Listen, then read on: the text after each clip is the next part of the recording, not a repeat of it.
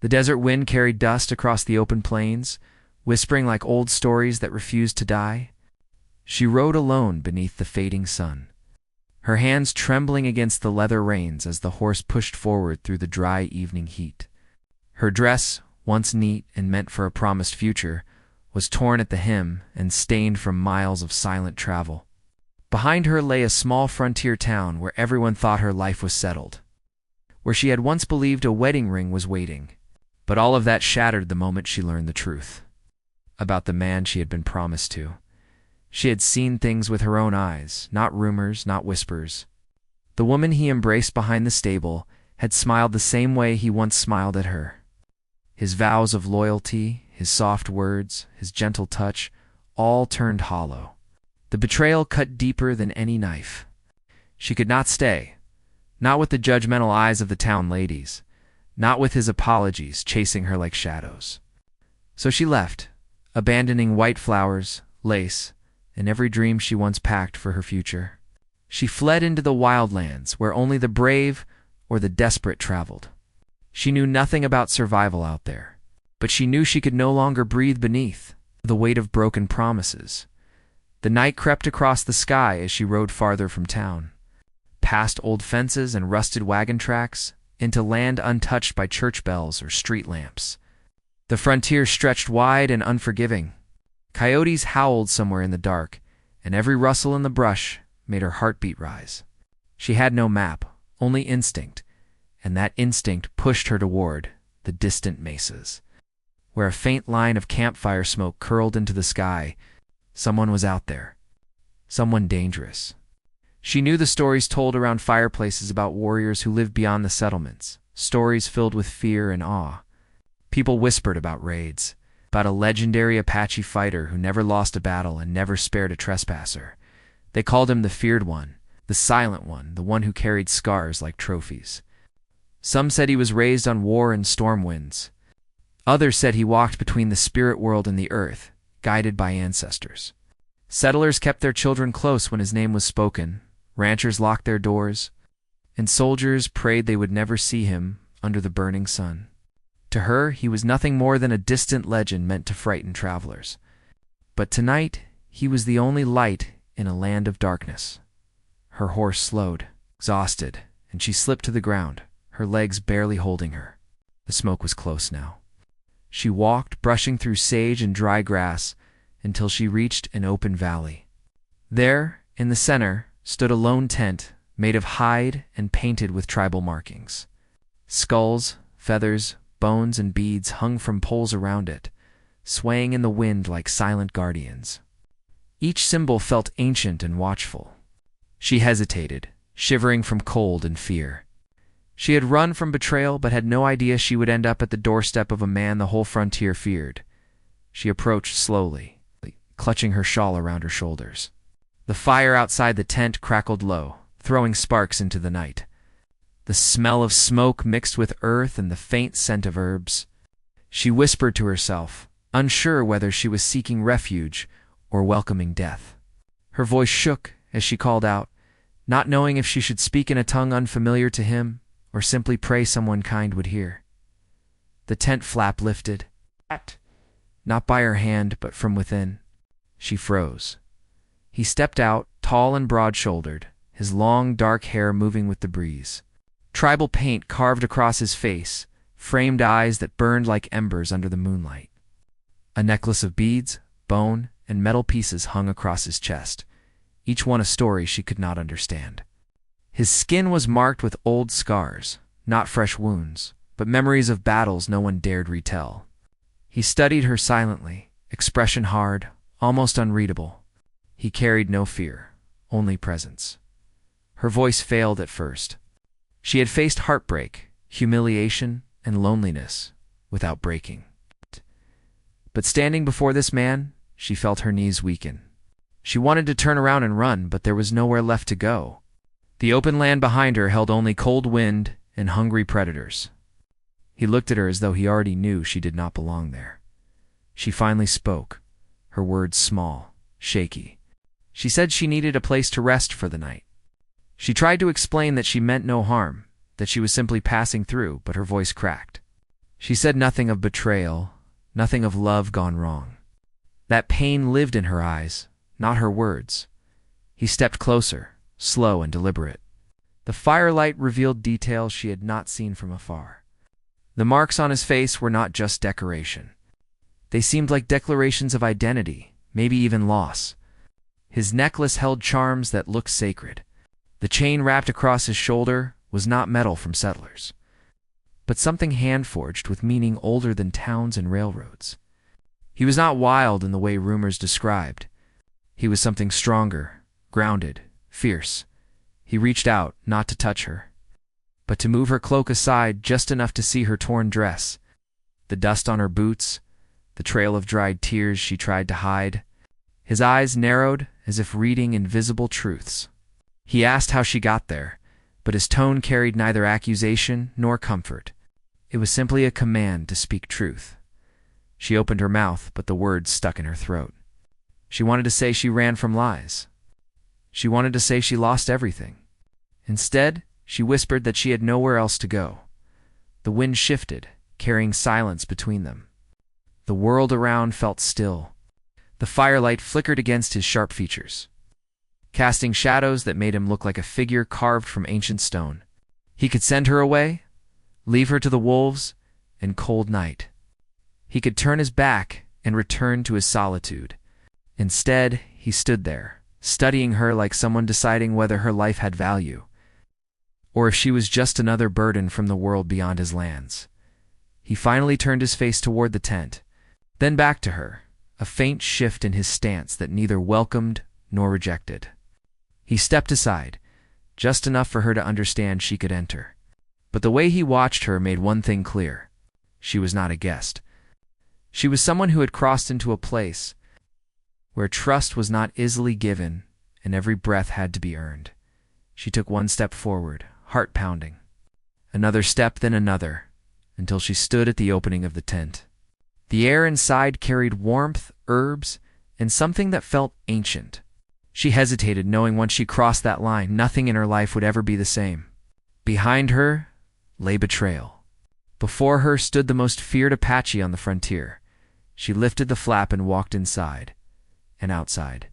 He watched with eyes that held both mystery and warning, as if he already knew her story would not end the way she expected. The fire snapped. The wind howled, and somewhere in the darkness, a new fate awakened. The tent felt warmer than she expected, lit by a small clay lamp burning low beside a woven mat. A faint scent of dried sage and smoke hung in the air, as if the place carried memories in every breath. Animal hides were laid out carefully, not thrown or scattered, but arranged with intention, each one telling some unspoken story. She stood still, afraid to touch anything. It felt like stepping into someone's soul, rather than a shelter built from skins and rope. She could hear his footsteps outside, slow and measured. He did not rush to follow her in. It was as if he wanted her to sit with the weight of the choice she just made. Her hands shook as she reached for a fur-lined blanket near the mat, unsure if she was allowed to touch it. Finally, she lowered herself onto the ground, legs too weak to keep carrying the truth that chased her across miles of dust and heartbreak. The night outside settled deeper. The sounds of distant coyotes faded into quiet. The plains no longer felt hostile, but watchful. She wondered if she should speak or remain silent. She wondered if there were rules inside a place like this. The man outside seemed like someone who lived by a code old as the land itself. He entered at last, pushing aside the tent flap with a calm that felt more dangerous than fury. His shadow filled the entrance before his body did. When he stepped inside, the air shifted. He did not sit. He stood over her, his presence heavy but controlled, like a storm deciding whether to break. He asked her name, not with softness, but with the voice of someone who demanded truth as a price for shelter. She told him quietly, though the name felt small now, as if it belonged to someone she used to be. She waited for him to offer his in return, but he said nothing. Instead, he knelt beside the fire pit and placed more wood inside, tending the flames without looking at her. She watched the lines of his back, the tension in his shoulders, the way his muscles moved like coiled strength. He had lived through battles the world never wrote down, battles that carved stories across his skin rather than paper. He finally spoke again, asking why she came so far alone. She wanted to lie to protect her pride, but something in his eyes told her lies would not survive in this place. She explained what happened back in town, choosing her words carefully. She did not describe betrayal in detail. She simply said she had been promised a future, and that future crumbled. His expression did not change, but his eyes sharpened slightly, as if he understood disappointment and deceit well enough to recognize it in others. He asked why she came here instead of seeking refuge with her own people. She swallowed hard. She said she could not bear their pity nor their whispers. She said that out here she was free, even if that freedom meant fear and uncertainty. He finally looked at her directly, and for a moment she felt seen rather than judged. Then he stood again and stepped outside without another word. She sat in silence, unsure if she had been accepted or merely tolerated. Her heartbeat refused to settle. Hours passed slow. She thought about the life she left behind, the dress she once hoped to wear, the man who broke his vows before even taking them. She wondered if he searched for her or if he moved on without guilt. Outside, the warrior stood beneath the moon, staring into the open desert, as if listening for spirits carried on the wind. He did not fear the night because the land did not threaten him. It belonged to him. Or perhaps he belonged to it. She watched him through a small gap in the tent and saw a man who carried loneliness the way others carried pride. Thick chains crossed his torso, some carved from bone, others metal. They were not decorations. They looked like reminders of promises kept or debts still unpaid. She wondered about his past. People in town said men like him lived only for war, for strength, for revenge. They never spoke about loss, love, or reasons that shaped a person into legend. She realized how little she truly knew about the world beyond her narrow life. He returned later, carrying a clay bowl filled with water and herbs. He placed it in front of her and motioned for her to wash. The gesture felt unexpectedly human. She dipped her hands into the warm liquid, the herbs releasing a calming scent. She wiped the dust from her face and the dried tears she hoped he had not noticed. When she finished, he took the bowl silently and poured the water outside. She whispered a thank you, barely loud enough to carry. He paused, glanced at her again, then sat across the tent with his back against the hide wall. He did not sleep. He watched the entrance, like a guardian waiting for danger. She realized he was not protecting her from him, but from the land outside. Or perhaps from others who walked under the same moon. The night stretched on. She rested but did not sleep deeply. Each time she opened her eyes, he was still awake. She wondered if he ever slept, or if his life had taught him rest was a luxury he no longer trusted. When dawn approached, the first light seeped through the hides. She sat up slowly, her body sore from travel. The warrior finally stood, stepping outside to greet the morning in silence. She followed, stopping at the entrance. The land looked different now. In daylight, the valley seemed vast and beautiful rather than threatening. Tall cliffs rose like guardians, and dry grass shimmered in the golden sun. She felt small but alive. He began preparing his horse, a powerful chestnut with braided mane and painted markings. She asked where he was going, wondering if he expected her to leave already. He said he had business beyond the ridge. His voice held finality, not invitation. She asked if she should leave. He turned to her, expression unreadable, and said she could stay for now. The words did not sound like kindness. They sounded like terms of a temporary truce. She nodded, though she could feel uncertainty settling heavy around her. Once he mounted his horse, something unexpected happened. A distant horn echoed across the plains, low and ominous. He froze, posture tense, eyes narrowing toward the sound. It was not a settler horn. It was something tribal, something that called warriors to action. She watched a change in him, like an old wound reopened. Without a word, he rode off fast, dust rising behind him. She stood there, the tent and valley suddenly feeling too large and too quiet. She realized she was alone again, but this time surrounded by a world she did not understand. She wondered who had blown the horn and whether it meant danger for him or for her. She turned to look inside the tent and noticed something she had not seen before, hidden beneath a folded pelt. A bundle wrapped in cloth, marked with beads and symbols, as if holding something sacred. She reached toward it, but stopped her hand midair, heart pounding. She sensed that whatever lay inside was not meant for strangers. She stepped back, not touching it, but the question lingered. What was this man protecting? What history followed him like a shadow? The sun climbed higher, warming the ground. Hours passed with nothing but wind and silence. She sat outside by the fire, staring at the path he took. She did not know if he would return by nightfall, or if he would return at all. Yet deep down, something pulled her to stay, as if fate had led her here for more than escape. She knew she could not go back to her town, not after choosing this path. The thought frightened her. But the unknown future also felt strangely alive. She wrapped her shawl tighter and looked toward the horizon. Somewhere out there, the feared Apache rode toward something that called to him, and she waited in the quiet valley, knowing this was only the beginning of whatever story they had stepped into together. The hours stretched long in the valley. By midday, the sun burned high, and heat shimmered above the sand. She tried to stay busy, because sitting still made her mind return to the town, to the church she had once pictured, to the man who promised her a gentle future and handed her something else instead. The betrayal still cut sharp, but now a new worry crawled in beside it. She had taken refuge in the tent of the most feared Apache warrior, and he had ridden away toward a horn she did not recognize. She had no idea what that call meant, or whether he would be the same man when he returned. She walked a slow circle around the camp, careful not to disturb anything. Spears rested against a large rock, their points chipped from use, but carefully tended. A bow hung from a wooden frame, its string tight and ready. The bones and beads that circled the camp moved with the breeze, their soft clicking like quiet warnings. She realized every object here had a purpose. Nothing was careless. Inside the tent, the bundle she had seen earlier waited in the same place. It pulled at her thoughts like a loose thread. She had not touched it, but every time she glanced at it, questions rose.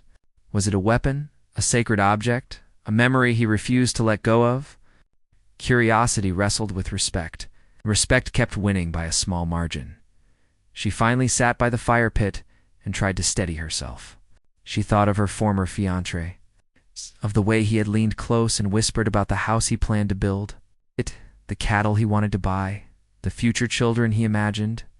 He had painted a picture of safety, of a life fenced in and orderly. Yet behind the stable, with his arms around another woman, he had spoken the same words all over again. That was when she realized some men loved the sound of their own promises more than the people they gave them to, deep inside. Another truth troubled her. The Apache warrior had given her no promises at all, only silence, shelter, and guarded eyes. Somehow that felt more honest. As the sun dipped downward, a shadow moved along the ridge. She tensed, heart thudding, but it was not him. A younger rider appeared, lean and sharp, riding a paint horse. Feathers tied to his hair fluttered in the wind. He saw her near the fire and halted, his hand falling to the knife at his waist. They stared at each other in a still moment that felt like a test. He dismounted with a quick, fluid motion. His expression showed open suspicion. He spoke words in his own language first, fast and questioning. She did not understand. He switched to broken frontier tongue, asking where the warrior was and why a settler woman sat at his fire. She rose slowly, palms open to show she held no weapon. She explained that the warrior had allowed her to stay. She used the word allowed rather than invited because she knew the difference. The young Apache looked unconvinced. He stepped around her, inspected the tent, the fire pit, the tracks in the dust. When he noticed the bundle under the pelt, his jaw tightened. She saw respect in his eyes now, mixed with irritation. Whatever that bundle meant, it was important. He turned back to her and asked if she had touched it. She shook her head quickly. The last thing she wanted was to offend the very people keeping the land from swallowing her whole. After a long breath, he nodded once, As if deciding he believed her, he said the warrior had gone to the council. The warning horn, he explained, had called the men of his people together. Settlers had crossed a line, bringing soldiers near water that belonged to the Apache long before anyone laid fences there. Voices were rising. Old grudges were stirring under new insults. The feared warrior, he said, stood at the heart of that storm. At last all eyes turned to the feared warrior.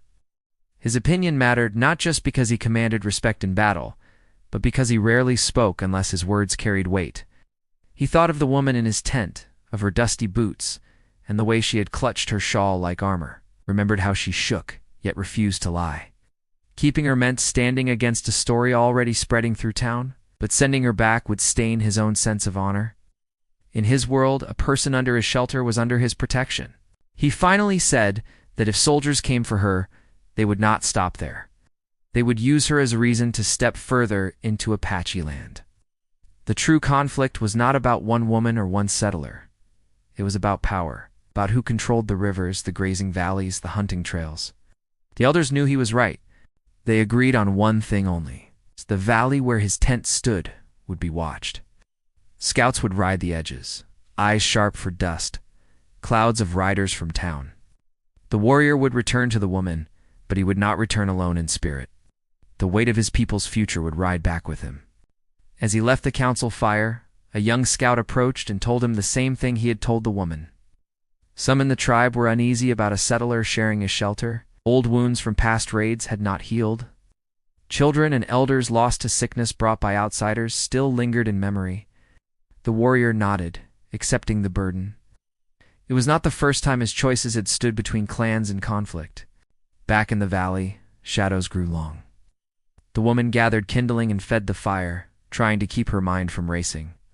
She thought of the young Apache's warning. She could feel the invisible lines that divided their worlds, lines she had crossed without understanding them. For the first time, she wondered whether her presence here put him at risk as much as it placed her in his hands. She stepped inside the tent again, drawn once more to the wrapped bundle. This time, the pull was stronger. If she was at the center of some conflict she did not understand, she wanted at least one answer. She knelt beside it, heart drumming. Her fingers hovered an inch above the cloth. She could almost hear his deep voice warning her off, though he was miles away. Before she could decide, a far-off sound reached her, steady thunder of many hooves against dry ground. She stiffened and rushed outside. On the horizon, near the opening of the valley, a faint line of dust rose. Many riders were coming fast. She could not tell if they were Apache scouts or soldiers or townsmen led by the man she had fled. All she knew was that they were heading straight for the place where she stood alone, under the weak protection of a fire and a tent that did not truly belong to her. Her gaze darted to the weapons resting by the rock. The bow, the spears, the knife. She had never fired an arrow in her life. Her hand trembled as she reached toward them, torn between respect for what was not hers and fear of what approached. The line of riders grew clearer with each passing breath, and in that rising tension, the quiet valley felt ready to split open. The riders drew closer, a dark string across the light of the valley mouth. Dust climbed above them like a warning. Her breath came faster as she shaded her eyes with one hand, trying to see who they were. For a moment her mind went to the worst place. She pictured soldiers with polished guns and sharp orders, led by the very man who had called himself her future. She tasted dry fear on her tongue. Her fingers brushed the wooden shaft of one of the spears before she snatched her hand back, remembering whose weapons those were. The first shapes became clear. Not uniforms, not long blue coats. These men rode bareheaded or with feathers in their hair, their chests painted, braids tied with strips of leather, Apache riders. Her knees wobbled with a mix of relief and new dread. She was under their protection, but also under their judgment. They fanned into the valley with the easy grace of men who knew every stone and cactus. The leader, an older man with a strong jaw and gray at his temples, guided his horse to a stop only a few strides from her. He looked down at her with eyes that had seen many winters and many broken agreements. He spoke first in his own language to the others, then turned his attention to her. He asked where the feared warrior was.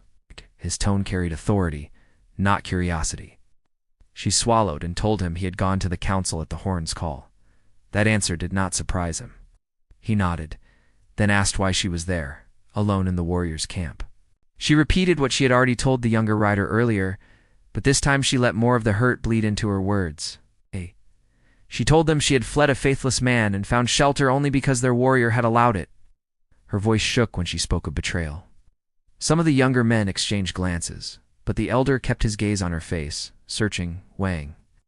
He asked if she understood that soldiers in town believed she had been taken against her will. But that her stomach twisted. She said clearly that no one had taken her. She had chosen to ride away. If soldiers said otherwise, they lied. Her hands clenched at her sides as she spoke. She might have been frightened, but she would not be silent about that truth. For a long moment, no one spoke. The riders listened to the wind, the horses snorting softly. Finally, the elder said that settlers rarely listened to the words of Apache people, and even less to a woman who stood on their side. Soldiers would come because they wanted a reason. Land and power hid under the excuse of a missing bride. Her heart sank. The valley, with its tent and quiet fire, suddenly felt like tinder waiting for a spark. He ordered 2 of the younger men to ride back out and watch the approaches. One took the ridge to the east, the other rode toward the main trail that led from town. The remaining riders dismounted and spread out around the camp, checking signs, studying tracks, making sure no one had followed her already. She watched them move with purpose, their calm efficiency reminding her that they had lived with danger far longer than she had. The elder finally asked if she would stand by her words if soldiers rode in, rifles raised. She hesitated only a moment. Then she said yes. She would tell anyone who asked that she had come of her own will, that the feared Apache had done nothing but offer shelter. Her voice was soft but steady this time. He studied her again, then gave a short nod of respect she had not expected. As the afternoon wore on, the sky began to dim with thin clouds drifting in from the west. Shadows lengthened across the valley, turning it into a shallow bowl of gold and gray. The riders grew more tense as the light faded. Every distant sound made them glance toward the ridges. She could feel the air thick with expectation. Somewhere beyond the hills, men were making plans that would crash together in this quiet place. When the feared warrior finally returned, he came like a storm held tightly in the reins. His horse thundered down from the ridge, mane tossed, breath steaming in short bursts. He swung from the saddle before it even stopped moving, his eyes taking in the gathered riders, the elder, and then her. For a heartbeat, the world narrowed to the look in his eyes. There was no relief in them, only calculation and a low, burning anger he hid from the others. The elder met him halfway, and the 2 men spoke in low voices. She could not understand the words, but she watched their expressions. The elder's face was grave, the warrior's rigid. At one point, the elder gestured to her, and the warrior's gaze flicked toward her again, sharper this time. She felt as though she had become a piece in a game played long before she had ever walked into it. After a long exchange, the elder turned away to address the other riders, while the warrior approached her. He stood close enough that she could see the fine dust clinging to his hair and the faint sheen of sweat on his skin. He told her straight that soldiers were likely already riding this way, led by the man she had left. Her throat tightened. He said they claimed she was stolen, and that her presence here might bring war if things were not handled carefully.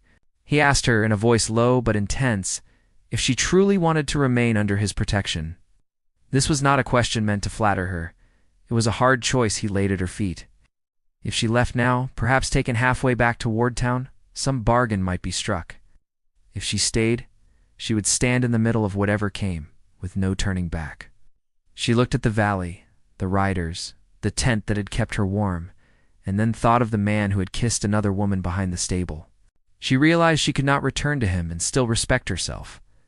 She lifted her chin and told the warrior she would stay. Her voice was soft, but the decision in it was real.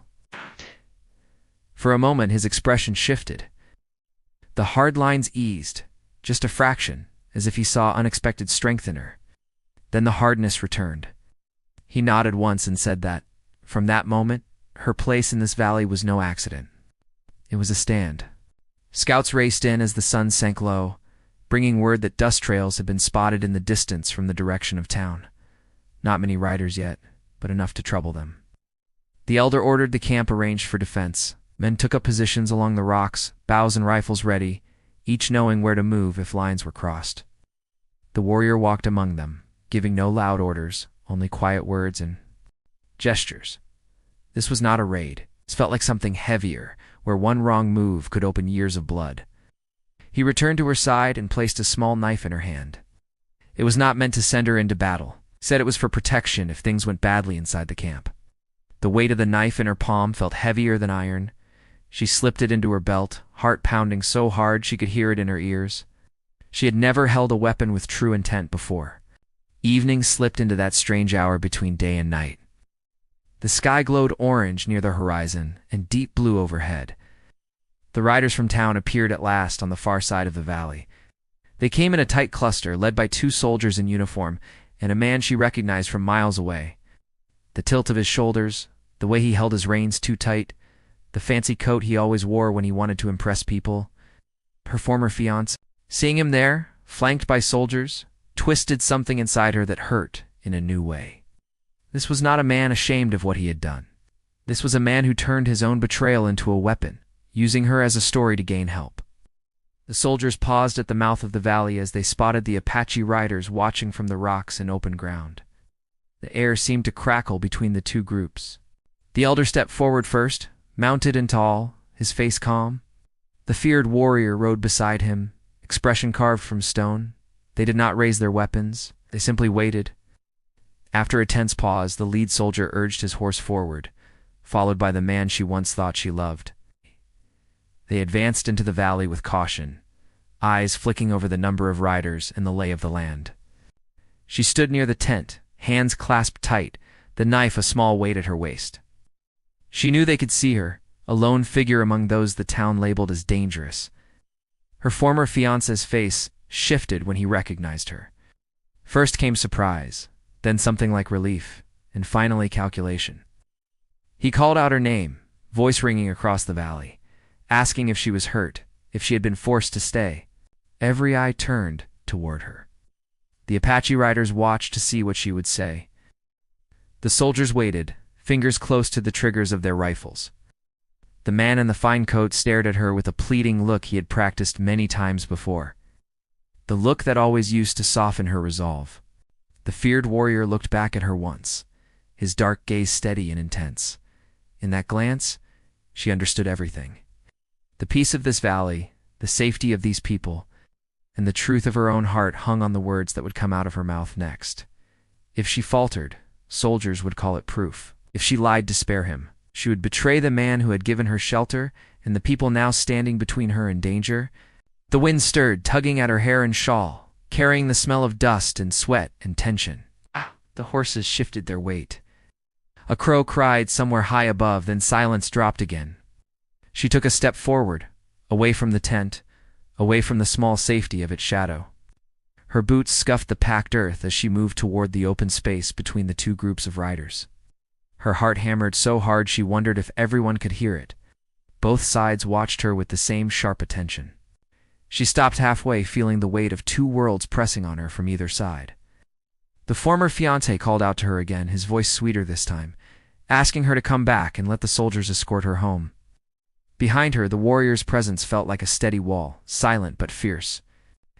She drew a deep breath, the cool evening air filling her lungs.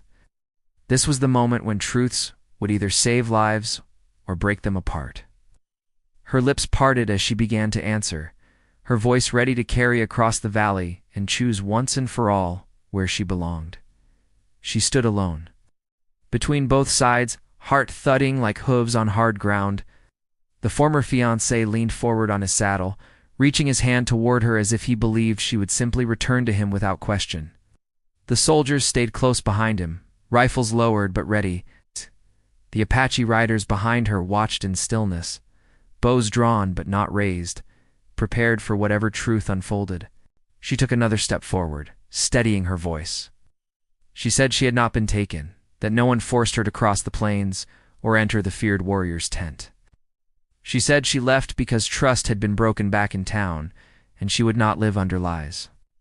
The words echoed across the valley, strong enough for every rider to hear. The soldier leading the column narrowed his eyes and asked if she understood the consequences of choosing her own path. She answered that she understood more than before, and that she would not return with people who wanted to twist her life into a claim over land. Her former fiancé tried again, his voice softer, promising to change, promising a new start and a better life. She looked at him long enough to remember who she used to be, then shook her head. She told him a life built on weakness would always fall when storms came, and she was done holding up a future alone. His face dropped, pride crumbling in front of soldiers who had marched here believing they were acting on justice. The feared warrior rode forward then, slow and deliberate, making sure every movement showed he sought no fight. The elder matched his pace. They stopped at her side, flanking her like walls that would not fall easily. The warrior spoke to the soldiers first, saying they had been fed lies to pull them into a private matter dressed as a rescue. He said their presence in the valley threatened peace, not because of one woman, but because of the long trail of broken promises that followed them. His voice did not rise, but each word carried weight. The lead soldier, seeing no frightened hostage and no proof of wrongdoing, hesitated. He looked between the woman, the feared warrior, and the elder. He finally asked her if she wanted to stay on Apache land. She felt the wind push against her dress, the scent of sage rising from the ground, the sound of calm horses breathing behind her. She nodded and said she would stay for now, until she found her own direction. She added that where she stood was not captivity, but choice. The soldiers shifted uncomfortably. The man she left stared at the ground, unable to fight the truth spoken aloud. He tried to argue once more, but his voice cracked under the weight of eyes watching. The elder lifted his chin and said the matter was done. The soldiers had no reason to pursue further. They could return to town and keep their war out of this land. After a long pause, the officer agreed. He signaled his men, and the horses turned, carrying disappointment and dust, back toward the horizon. The former fiancés lingered at the edge of the valley, looking back at her. He tried once more to speak, but no words came.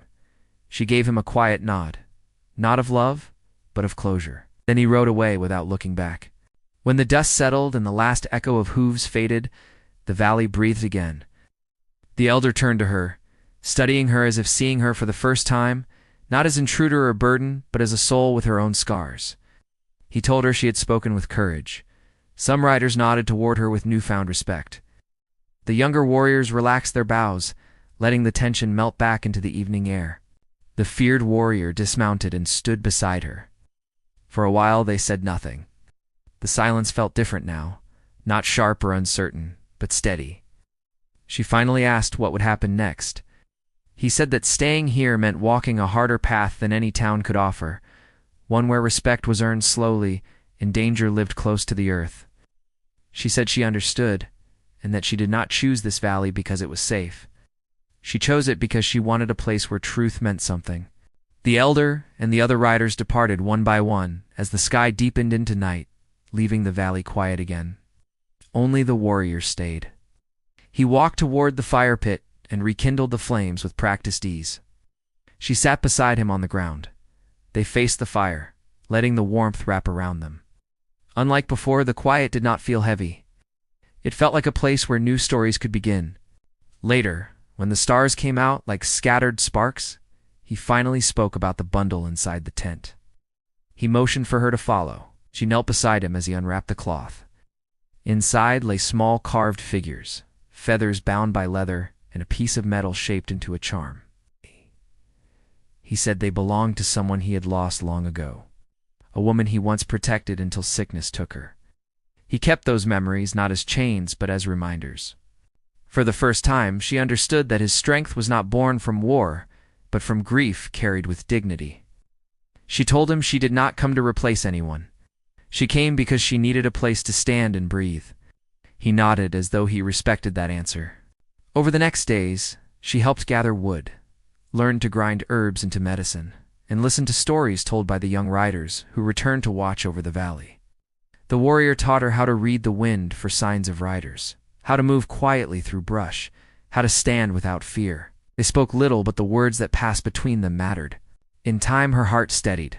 The valley became more than refuge. It became home. It's not a home built from lace and promises behind stable doors, but one built from strength, honesty, and quiet respect.